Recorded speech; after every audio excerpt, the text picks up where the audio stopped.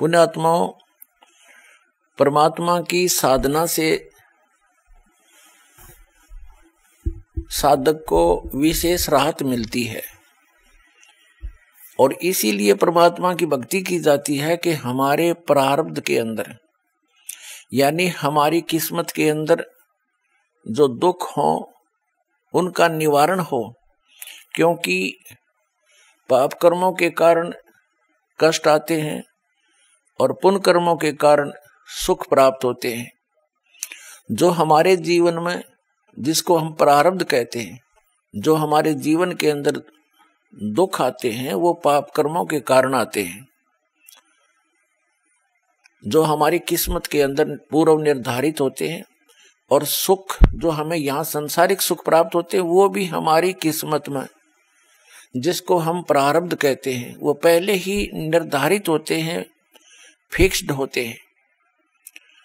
तो जो हमें सुख प्राप्त होते हैं हमारे पूर्व जन्म के पुण्यों से होते हैं और जो दुख प्राप्त होते हैं वो भी पूर्व जन्म के पापों से होते हैं। और परमात्मा की भक्ति इसीलिए करते हैं कि हमारे जीवन में आने वाले पाप कर्मों के कारण जो प्रारब्ध के कष्ट हैं, दुख हैं, वो टल जाएं। और यदि भक्ति करते करते भी वो संकट ज्यों के त्यों अटैक करते हैं, कैर ढा देते हैं, तो वह भक्ति गलत है, वो साधना ठीक नहीं है। क्योंकि परमात्मा के गुणों में लिखा है कि परमात्मा की सत भक्ति पूर्ण संत से लेने के बाद पाप कर्मों का नाश हो जाता है। और पाप कर्मों का नाश हो गया तो फिर दुख नहीं रहेंगे, क्योंकि दुख का मूल कारण पाप ही होता है। जैसे पैर में कांटे लगे हों और कांटा निकाल दिया जाए तो फिर दुख रहेगा ही नहीं। और भविष्य में जो हमारा पथ है, रास्ता है, उसके कांटे साफ कर दिए जाएं तो फिर भविष्य में उस मार्ग में कांटे नहीं लगते, तो आसानी से सफर तय हो जाता है।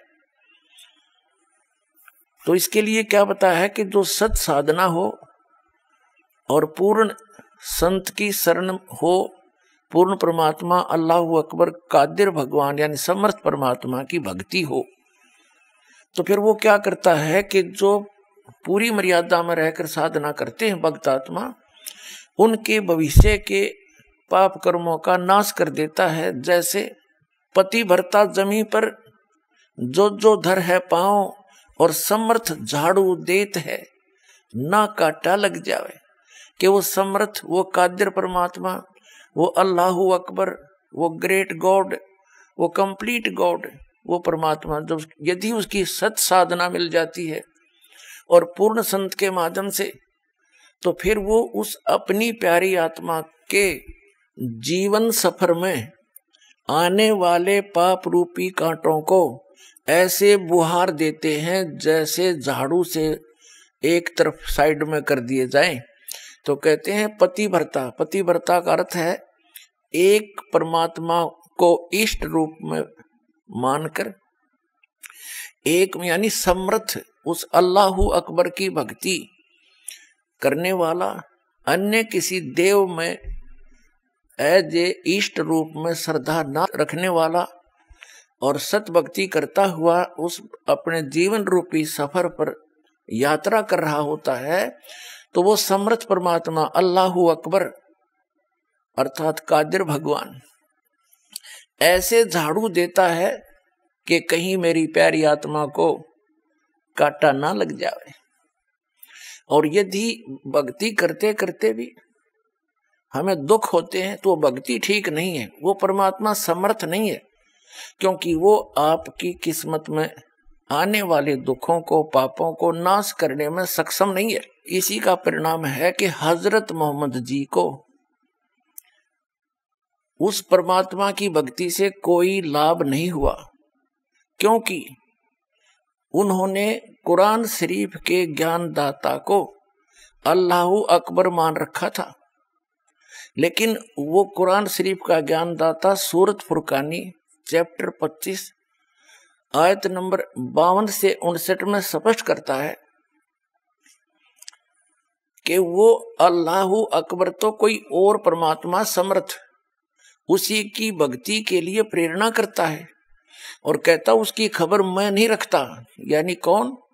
कुरान शरीफ का ज्ञानदाता उस समर्थ परमात्मा अल्लाहु अकबर, उस बड़े भगवान की, उस ग्रेट गॉड की